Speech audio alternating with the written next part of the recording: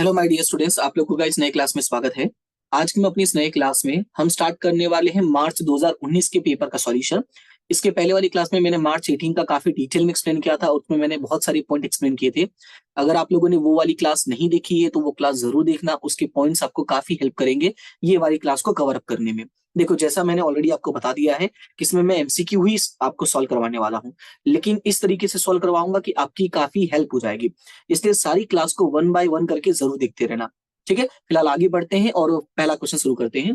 Question में लिखा हुआ है कि आर्थिक विकास का सही मापदंड कौन सा है। क्या पूछा है कि आर्थिक विकास का सही मापदंड कौन सा है।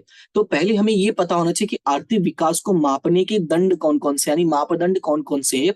इसमें देखो चार ऑप्शन जो दिया, मैं चार के चारों पढ़ के अच्छा लगेगा। जैसे राष्ट्रीय आय में वृद्धि होना, ये भी अच्छी बात है। साक्षरता में वृद्धि हो रही है, ये भी अच्छी बात है। बेरोजगारी में कमी हो रही है, ये तो बहुत अच्छी बात है। प्रति व्यक्ति आय में वृद्धि हो रही है, ये भी अच्छी बात है। लेकिन इन चारों में से सबसे ज्यादा अच्छी बात कौन सी है, वो हमें कैसे पता चलेगा? जब हम विकास के सही मापदंड के बारे में जानकारी प्राप्त करेंगे। तो यहाँ पे मैंने आपको कुछ नोट्स बना के दिया है, आप इसको ध्यान से देखना कि विकास के निर्देशांक। तो अगर मैं बात करता हूँ विकास के निर्देशांक की, तो विकास के मुख्य कितने निर्देशांक है? चार। पहला है राष्ट्रीय आय, दूसरा है प्रति व्यक्ति आय, तीसरा है जीवन की भौतिक गुणवत्तांक जिसको हमने PQLI पिछले क्लास में पढ़ा था, और चौथा है मानव विकास अंक या मानव विकास अंक। क्लियर है? कौन कौन सा है? राष्ट्रीय आय, प्रति व्यक्ति आय, PQLI और मानव विकास अंक। तो सबसे पहले वन बाय वन करके थोड़ा थोड़ा बेसिक इन्फॉर्मेशन मैंने सबके बारे में ऐड किया है, तो थोड़ा थोड़ा रीड कर लेते हैं। सबसे पहले बात करते हैं राष्ट्रीय विकास की वृद्धि दर की। तो जो राष्ट्रीय विकास का वृद्धि दर है, ये क्या कहता है? अगर किसी भी देश के राष्ट्रीय आय में लगातार वृद्धि होती है तो ऐसा कहा जा सकता है कि वो विकास के वो ऐसा कहा जा सकता है कि जो वो देश है वो क्या कर रहा है? विकास कर रहा है। यदि, लेकिन, परंतु राष्ट्रीय आय में अगर कमी हो रही हो तो हम ऐसा कह सकते हैं कि विकास में कहीं ना कहीं क्या है? पीछे है। इसी के अलावा यदि राष्ट्रीय आय ना बढ़े और ना ही घटे, ध्यान से सुनना, राष्ट्रीय आय ना बढ़े और ना घटे तो हम ऐसा कह सकते हैं कि देश में क्या है? स्थिरता का मामला है, यानी स्थगितता है, यानी वो क्या है? एक जगह पे स्थिर हो गया है। ठीक है, यही बात हम बात करते हैं दूसरे वाले पॉइंट को रख के, यानी प्रति व्यक्ति आय की वृद्धि को दर रख के। तो सबसे पहले हमें यह समझना जरूरी है कि प्रति व्यक्ति आय होता क्या है। देखो, राष्ट्रीय आय का मतलब होता है देश की कुल आय, लेकिन प्रति व्यक्ति आय का मतलब क्या होता है? प्रति व्यक्ति आय का मतलब होता है कि कुल राष्ट्रीय आय बटे में कुल जनसंख्या। ध्यान से सुनना, क्या होता है? राष्ट्रीय आय बटे में कुल जनसंख्या। अगर हम ऐसा सॉल्व करते हैं तो हमें क्या मिल जाएगा? प्रति व्यक्ति आय मिल जाएगा। एग्जाम में इससे भी सवाल बनता है कि प्रति व्यक्ति आय अर्थात क्या, या प्रति व्यक्ति आय प्राप्त करने का सूत्र बताइए। तो ये आपको याद रखना होगा। बाकी के इसके अंदर की जो पॉइंट्स है वो सारे सेम है कि प्रति व्यक्ति आय में वृद्धि होता है तो विकास में वृद्धि हुआ, ऐसा हम कह सकते हैं। राष्ट्रीय अरे प्रति व्यक्ति आय में कमी होता है तो देश के विकास कम हो रहा है, ये कह सकते हैं। प्रति व्यक्ति आय ना बढ़े ना घटे तो क्या स्थगितता है, ये भी कह सकते हैं। यानी कि कहने का मतलब मेरा ये है कि बाकी के जो पॉइंट्स है वो सेम है, बस यही वाला एक्स्ट्रा याद रखना है। इसके अलावा जो हमारे क्वेश्चन का आंसर है वो यही है। क्या लिखा गया है कि संयुक्त राष्ट्र संघ के अनुसार, यानी जो यूएनओ है, ध्यान से सुना, यूएनओ के अनुसार यही निर्देशांक जो है वो सबसे सर्वश्रेष्ठ है। किसके लिए?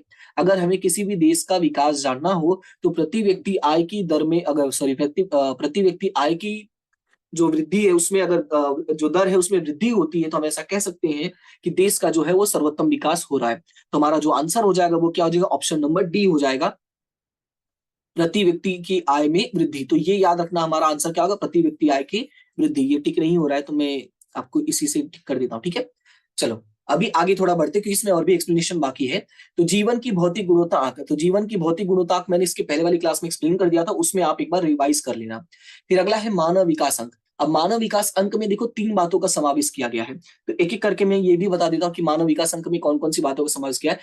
ये जो हमारा भौतिक गुणवत्ता, इसमें भी तीन बातें हैं, इसमें भी तीन बातें हैं, पर दोनों में थोड़ा थोड़ा डिफरेंस है। इसमें देखो एक है अपेक्षित आयु। अपेक्षित आयु का मतलब क्या होता है कि जन्म के समय जनसंख्या की अपेक्षित, यानी कितना समय तक वो रहेंगे इसकी उम्मीद करना, वो है अपेक्षित आयु। फिर दूसरा है साक्षरता यानी शिक्षा। अब साक्षरता क्या, देखो उसमें क्या था, अब ये हमारा साक्षरता से जुड़ा हुआ था, लेकिन उसमें ये जानना चाहते थे कि कोई देश की जो जनसंख्या है उसमें कितने लोग पढ़े लिखे हैं। यानी कि अगर मैं आपको दिखाऊं इसमें क्या कहा था, इसमें देखो कहा गया, इसमें शिक्षा का अनुपात पूछा था। क्या बोला था? शिक्षा का अनुपात। और इसमें क्या पूछा? साक्षरता का दर। देखो दोनों में डिफरेंस क्या है वो आपको इस पॉइंट में समझ में आएगा। साक्षरता का दर या साक्षरता का मतलब होता है वयस्क शिक्षकों की संख्या, सॉरी शिक्षकों नहीं, शिक्षितों की संख्या। अब क्वेश्चन है कि वैश्विक शिक्षितों का अनुपात या प्रतिशत क्या होता है। इसमें दो बातों का समावेश होता है कि कितने बच्चे जो है वो स्कूल गए हैं, ये स्कूलिंग होगा, यहाँ पे स्कूल नहीं स्कूलिंग होगा, ठीक है, कितने बच्चे जो है वो स्कूलिंग में गए हैं। दूसरा स्कूलिंग का औसत वर्ष, यानी कितने वर्षों तक वो स्कूल में पढ़े हैं। देखो उसमें कितना पढ़े लिखे हैं और इसमें कितना देखो मतलब उसमें कितने लोग पढ़े हैं। साक्षरता का अनुपात जो था, यानी शिक्षा का अनुपात जो था, उसमें कितना पढ़े लिखे हैं, कितने सॉरी कितने लोग पढ़े लिखे हैं उसके बारे में था, और इसमें कितना पढ़े हैं। अब जैसे मान लो मैं ऐसा कहता हूँ कि मेरे घर में सभी पढ़े लिखे हैं, तो सभी पढ़े लिखे हैं तो चलो बहुत अच्छी बात है, पर क्वेश्चन ये आता है कितना पढ़े हैं, तो वो हो जाता है साक्षरता। क्लियर है, वो वाला जो पॉइंट है वो इसमें एक्सप्लेन करता है। इसमें दो बातें हैं, एक स्कूलिंग के बारे में और एक स्कूलिंग का औसत वर्ष के बारे में।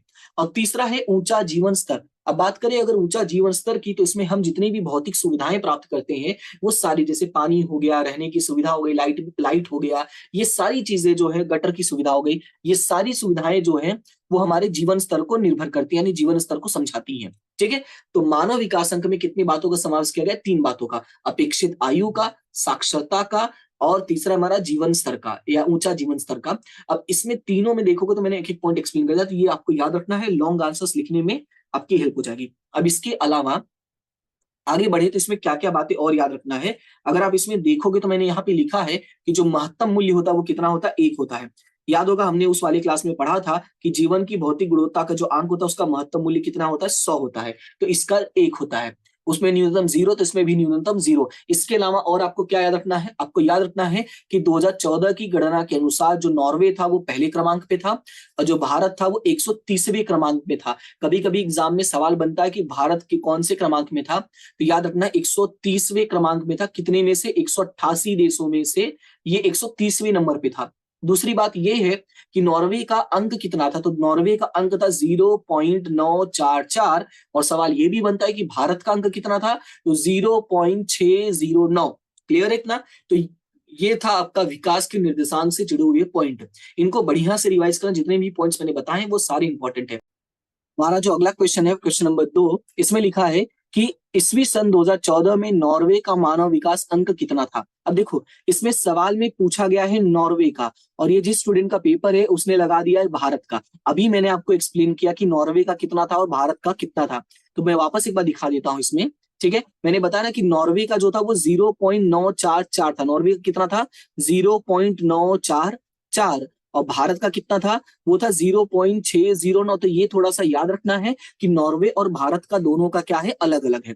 ठीक है, तो नॉर्वे का कितना आ जाएगा अपना 0.944, यानी जो हमारा आंसर है वो हो जाएगा आपका ये 0.944। ठीक है, तो अगले क्वेश्चन पे चलते हैं। अगला क्वेश्चन है क्वेश्चन नंबर 3। जो नेक्स्ट क्वेश्चन है उसमें लिखा हुआ है, वास्तविक आय की तुलना में मौद्रिक आय तेजी से बढ़े तो उसे मुद्रास्फीति कहते हैं। यह व्याख्या किसने दी थी। आपको याद होगा जब मैंने पिछले क्लास एक्सप्लेन किया था तो मैंने उसमें दो बातें बताई थी। एक मैंने कहा था कि एक बंदा है जिसने मांग मांग बोला था, और एक बंदा है जिसने आय आय बोला था। तो जिसने मांग मांग बोला था उसका नाम था लर्नर, और जिसने आय आय बोला था उसका नाम था पीगू। दो बातों में मैंने बताया था कि मुद्रास्फीति से जुड़े हुए दो परिभाषाएं आपको याद रखनी है, राइट। तो ये शॉर्टकट मैंने बता दिया, मांग का और आय का। अगर इस सवाल में देखोगे तो लिखा है वास्तविक आय मौद्रिक आय आय हुआ है कि नहीं हुआ है। इसका मतलब जो इसका आंसर होगा वो आपका क्या हो जाएगा, वो हो जाएगा आय आय वाला। किसने कहा था, पीगू ने। तो आंसर हो जाएगा आपका क्वेश्चन नंबर, अरे ऑप्शन नंबर सी, यानी पीगू। देखो ये जो एक्सप्लेनेशन है क्वेश्चन का, ये मैंने आपको पिछले क्लास में ही किया था। इसी वजह से मैंने कहा कि आपको क्या करना है, बाकी के जितनी भी क्लास में लूंगा सभी क्लासे को एक साथ देख लेना है, ताकि आपके जो भी डाउट्स हैं वो क्या हो जाए, सॉल्व हो जाए। ठीक है, अगला है कि भारत की मध्यस्थ बैंक किस नाम से जानी जाती है। तो इसका तो आंसर मुझे बताने की जरूरत नहीं है, ये तो हम सबको पता है, बचपन से सुनते आ रहे हैं। आंसर क्या हो जाएगा, ये आपका रिजर्व बैंक हो जाएगा, रिजर्व बैंक ऑफ इंडिया, यानी ऑप्शन नंबर बी। उसके बाद है 5 नंबर, क्वेश्चन नंबर 5वां, जिसमें लिखा है कि तेंदुलकर समिति की सिफारिश के अनुसार, ध्यान से सुनना, क्या लिखा है कि तेंदुलकर समिति की सिफारिश के अनुसार 2011-12 के शहरी क्षेत्रों की गरीबी रेखा निश्चित करने के लिए कितने रुपए निश्चित किए गए थे। तो जब मैंने गरीबी वाला पॉइंट एक्सप्लेन किया तो उसमें मैंने सारी बातें बता दी थी। मैं फिर भी एक बार आपको लेके चलता हूँ और गरीबी के सारी पॉइंट्स दिखाता हूँ। तो गरीबी कहाँ गई हमारी, प्रकार, बेरोजगारी और गरीबी। ओके रुक जाओ, लगता है गरीबी बहुत नीचे था। एक मिनट, हाँ ये रहा देखो। तो गरीबी वाले मैंने बताया था प्रोफेसर सुरेश तेंदुलकर समिति, और इन्होंने क्या बताया था कि मासिक उपभोग खर्च, इसमें शहरी का 1000 रुपए बताया था और ग्रामीण का 816 रुपए बताया था। राइट, तो यहाँ पे क्या पूछा है, शहरी क्षेत्रों का पूछा है ना, तो शहरी क्षेत्रों का पूछा है, सॉरी शहरी क्षेत्रों का पूछा है, तो उसके अनुसार यहाँ पे क्या हो जाएगा, हमारा 1000 रुपए आंसर हो जाएगा। राइट, तो याद रखना हमारा आंसर कितना होगा, 1000 रुपए। चलते हैं अगले पॉइंट पे। अगर हम बात करते हैं क्वेश्चन नंबर 6 की, तो क्वेश्चन नंबर 6 में लिखा हुआ है कि बेरोजगारी की संकल्पना किसके संदर्भ में समझी जाती है। हालांकि इसका आंसर समझना बहुत आसान है कि बेरोजगारी जो है वो बेसिकली किस बात पे आधारित होती है, लेकिन मैं कुछ नोट्स बनाया हूं वो मैं आपको दिखाना चाहूंगा जिससे आपको दूसरे आंसर्स भी याद हो जाए। तो यहाँ पे सबसे पहले लेके चलता हूं मैं आपको। देखो क्वेश्चन में क्या लिखा हुआ, मतलब मैंने क्या यहाँ पे नोट्स बनाया है कि जो बेरोजगारी होती है बेसिकली वो सक्रिय श्रम की आपूर्ति के संदर्भ में समझी जाती है। तो इसको याद रखना है कि हम किस बारे में डिस्कस करते हैं कि सक्रिय श्रम, सॉरी श्रम नहीं, सक्रिय श्रम की आपूर्ति के संदर्भ में। ठीक है, ये वर्ड आपको याद रखना है। अब सबसे बड़ा जो सवाल आता है कि सर ये सक्रिय श्रम का मतलब क्या होता है। ठीक है, अगला जो क्वेश्चन आता है वो क्या होता है, सक्रिय श्रम का मतलब क्या होता है। तो याद रखना है कि सक्रिय श्रम का मतलब होता है 15 वर्ष से लेके 64 वर्ष की आयु के बीच में आने वाले लोग। क्लियर है कि क्या कहा मैंने, 15 से 64 के बीच में आने वाले लोग जो हैं वो हमारे सक्रिय श्रम की आपूर्ति में आते हैं। इसमें दो क्वेश्चंस मैंने आपको बता दिया कि एक सक्रिय श्रम की आपूर्ति में कौन कौन आता है, दूसरा की बेरोजगारी किस संदर्भ में समझाई जाती है। ठीक है, तो अगर आप यहाँ पे देखोगे आंसर में तो आपका जो आंसर है वो हो जाएगा आपका पॉइंट नंबर डी। और पॉइंट नंबर डी क्या है कि सक्रिय श्रम की आपूर्ति। क्वेश्चन नंबर 7, क्वेश्चन नंबर 7 में लिखा है कि सबसे अधिक जनसंख्या वाले देशों में भारत का स्थान कौन सा है। अभी हाल ही में जो नया रिपोर्ट आया था उस रिपोर्ट के अनुसार भारत पहले नंबर पे है, लेकिन हमारी बुक जो है वो पुरानी है, अभी तक अपडेट नहीं हुई है, इसीलिए हम उसी के बेस पर चलेंगे। और पुराने ही बेस पे अगर मैं बताऊं तो हमारा जो देश है वो जनसंख्या की दृष्टि से दूसरे नंबर पर, इसलिए इसका जो आंसर होगा वो हो जाएगा दूसरा। इसमें कोई सॉल्यूशन कोई एक्सप्लेनेशन नहीं है, इसी वजह से डायरेक्टली आंसर याद रखना है। ठीक है, फिर चलते हैं अगले क्वेश्चन पे। अगला है कि नाबार्ड की स्थापना कौन से वर्ष में की गई थी। तो मैं नाबार्ड से जुड़े हुए कुछ पॉइंट है मैं आपको बताना चाहूंगा जिससे क्या है कि अब दूसरे आंसर्स भी याद रख सको। तो यहां पे देखो नाबार्ड जो है वो किस क्वेश्चन का आंसर है, सबसे पहले वो समझो। जो नाबार्ड है उसका आंसर है कि कृषि ऋण के लिए सरकार ने क्या क्या कदम उठाए हैं। तो कृषि ऋण जो होता है, कृषि ऋण का मतलब है कि जो किसान है उनको ऋण प्रदान करने के लिए क्या क्या कदम उठाया है। तो उसके लिए दो कदम उठाए हैं। दोनों कदम क्या है, सबसे पहला कदम है RRB और दूसरा कदम है नाबार्ड। अब देखो मैंने ये पहला ये दूसरा क्यों बोला उसका रीजन समझाता हूं। ये बना था 1975 में और ये बना था 1982 में। तो सीधी सी बात है कि पहला कदम यही रहा होगा और दूसरा कदम ये रहा होगा। पहला कदम जो RRB है इसका फुल फॉर्म है प्रादेशिक ग्रामीण बैंक। क्या है, प्रादेशिक ग्रामीण बैंक। और नाबार्ड का जो फुल फॉर्म है वो है national bank for agriculture and rural development. ये आपको इंग्लिश में ही याद रखना है, ज्यादा आसान होगा। इसको भी अगर इंग्लिश में याद रखना चाहो तो रख सकते, लेकिन हालांकि प्रादेशिक ग्रामीण बैंक ज्यादा सही है। बाकी रीजनल रूरल बैंक है, आप याद रखना चाहो तो रख सकते हो, लेकिन इसमें तो नाबार्ड का फुल फॉर्म ऐसे ही याद रखना, नेशनल बैंक। देखो NA का मतलब नेशनल हो गया, फिर bank for agriculture rural development. ठीक है, तो ये अब दोनों बने कब थे, RRB बना था 1975 में और नाबार्ड बना था 82 में। तो हमारा जो आंसर है वो क्या हो जाएगा, नाबार्ड की स्थापना कब हुई थी, तो 1982 में हुई थी। तो हमारा हो जाएगा ऑप्शन नंबर ए। फिर अगला है कि भारत सरकार ने कौन सी पंचवर्षीय योजना कृषि क्षेत्र के विकास के लिए बनाई थी। देखो इसमें भी आपको याद करना होगा, देखो पर्टिकुलर पॉइंट्स जो हैं वो आपको याद ही करना पड़ेगा। तो इसका जो आंसर हो जाएगा वो हो जाएगा हमारा फर्स्ट। ठीक है, आंसर क्या हो जाएगा, पहली पंचवर्षीय योजना से कृषि क्षेत्र के विकास के लिए बनाई गई थी। क्लियर है। फिर अगला क्वेश्चन है कि वर्ष दौरान भौतिक और अभौतिक चीजों, ध्यान से सुनना, भौतिक और अभौतिक चीजों के आयात निर्यात के मूल्य को दर्शाने वाले हिसाबी पत्रक को क्या कहते हैं। तो ये वाला एक्सप्लेनेशन जो था मैंने पिछले क्लास में दिया था, मैं आपको फिर भी दिखा देता हूं जिससे क्या आपको संतुष्टि रहे। और मैं यहाँ पे दिखाना चाहूंगा, ये रहा हमारा नोट्स।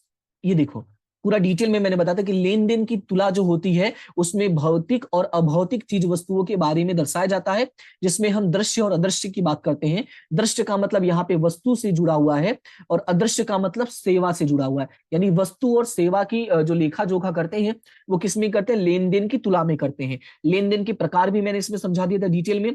फिर मैंने बताया लेन देन की तुला की जो खाता होता है वो दो प्रकार का होता है, चालू और कुंजी। ये सारी डिटेल में हमने लास्ट क्लास में डिस्कस कर लिया था। तो फिलहाल अभी इस क्वेश्चन के आंसर पे फोकस करते हैं।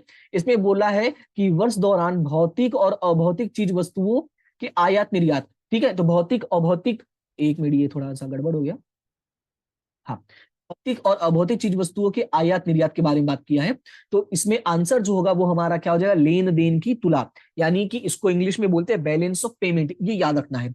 तो ये था आपका 1 से लेके 10 तक का एमसीक्यू जो हमारा पेपर था 2019 का, ठीक है। उम्मीद करता हूं कि सारे आपको समझ में आ गए होंगे। अब थोड़ा मैं अगर आपको 1 मार्क्स वाले भी दिखाना चाहूं, तो 1 मार्क्स वाले में अगर देखोगे, जब जानकारी को सतत आवृत्ति में दर्शाए तो क्या बनेगा, तो ये मैं आपको अभी एक्सप्लेन करूंगा। ये क्वेश्चंस बाकी एक्सप्लेन करना। जीवन की भौतिक गुणवत्ता अंक किसने प्रस्तुत किया, तो हमने पिछले एमसीक्यू में डिस्कस किया था। रिवर्स रेपो रेट, ये 2020 वाले पेपर में है, मैं वहां पे एक्सप्लेन कर दूंगा। विश्व में सर्वप्रथम बैंक स्थापित बैंक का, ये भी हमारे 2020 वाले पेपर में कवर कर दूंगा।